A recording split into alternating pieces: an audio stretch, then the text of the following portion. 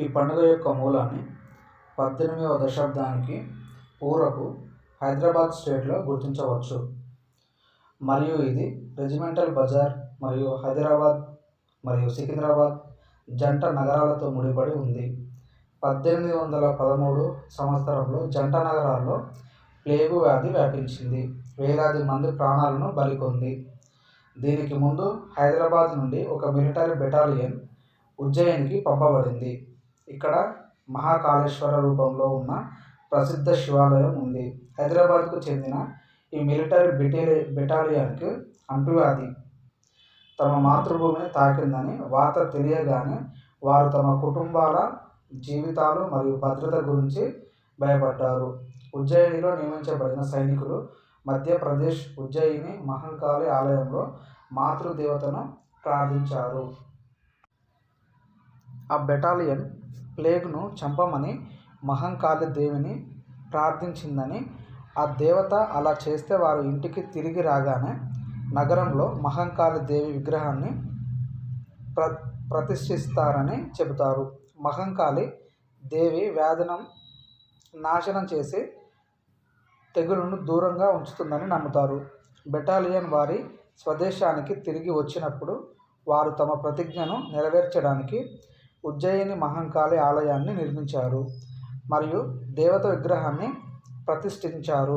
అనంతరం ఆమెకు బోనాలు సమర్పించారు. ఇది తెలంగాణ ప్రజల చాలామంది అనుసరించే సాంప్రదాయంగా మారింది.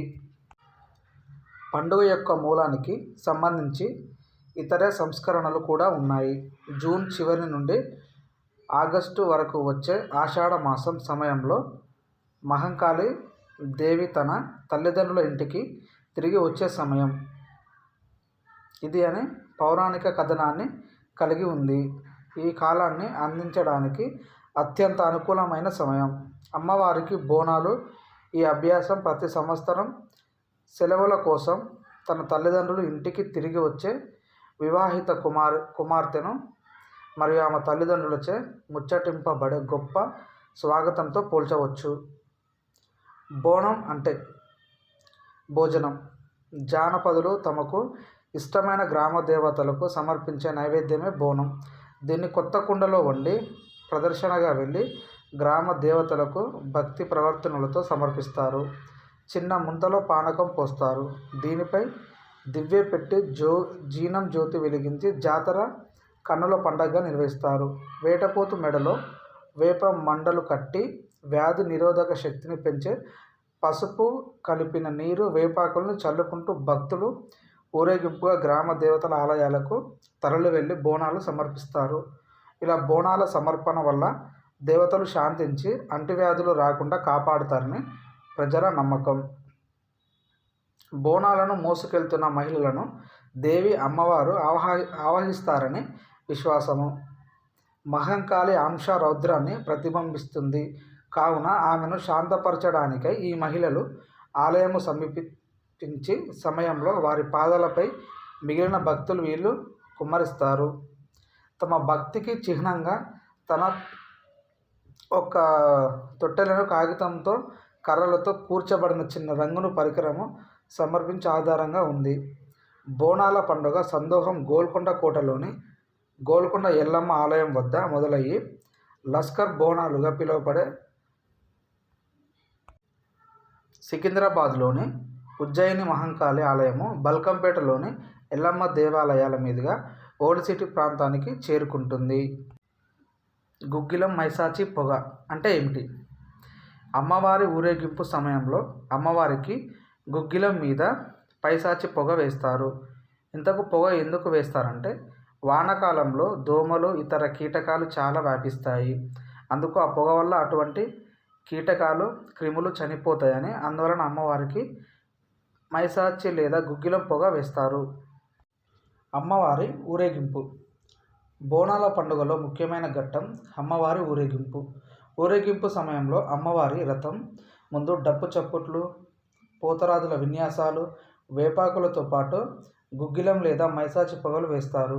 ఈ ఊరేగింపుకు కూడా కారణాలు ఉన్నాయి. ఊరేగింపు సమయంలో డప్పు చప్పుళ్ళు, ఆ చప్పులతో పాటు పోతరాజుల నృత్యం చేస్తూ అరుస్తారు. అప్పుడు ఆ డప్పు చప్పుడుకు, పోతురాజుల అరుపులకు ఊర్లో ఉన్న కొన్ని ప్రమాదకరమైన జంతువులు భయంతో పారిపోతాయి. బలి. బోనాల పండుగలో ముఖ్యమైనవి బలి. ప్రధానంగా బోనాల పండుగకు మేకలను, గొర్రెలను, కోళ్లను అమ్మవారికి బలి ఇస్తారు. ఈ బలికి కూడా శాస్త్రీయ కారణాలు ఉన్నాయి. సాధారణంగా ఆషాఢ మాసంలో మొదలయ్యే వానాకాలం వలన వచ్చే అంటువ్యాధులు మనుషుల కన్నా ముందు కోళ్లకు, మేకలకు, గొర్రెలకు మొదలైన వాటికి త్వరగా సోకే అవకాశం ఉంది. కనుక ఆ వ్యాధి సోకక ముందే వాటిని బలిస్తారు. బహుశా అందువలనేనేమో శ్రావణ మాసంలో కొంతమంది మాంసాహారం తినరు. ఆషాఢ మాసంలో పండుగ ఎందుకు చేస్తారు?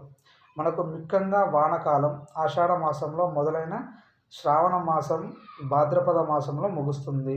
వానాకాలం మనకు కలరా, మలేరియా వంటి అంటువ్యాధులు చాలా త్వరగా వ్యాపిస్తాయి. వానాకాలంలో వచ్చే అంటువ్యాధులు చాలా ప్రమాదకరం. సాధారణంగా ఈ అంటువ్యాధులు క్రిమి కీటకాలతో పాటు ఇతర ప్రమాద జంతువులతో వచ్చే ప్రమాదం కూడా ఉంది. అందువల్ల ఆషాఢ మాసంలో ఈ బోనాల పండుగ జరుపుకుంటారు.